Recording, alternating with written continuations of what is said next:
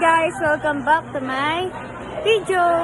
Ngayon pa nawawala ang cellphone ni Ate Lori kasi iniwanan niya dun sa poste.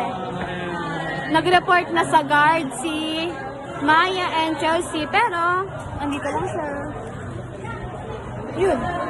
Ayun ang cellphone ni Lori Jane. It's because iniiwanan niya kung saan. Itatago na lang natin siya. At habang naghahanapan po sila ng cellphone, ayan po ay nagbubunutan ng uban.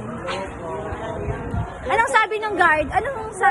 Wala daw. Wala daw. Itanong daw sa isang guard. A few inches later. Naiyak ko si... story time.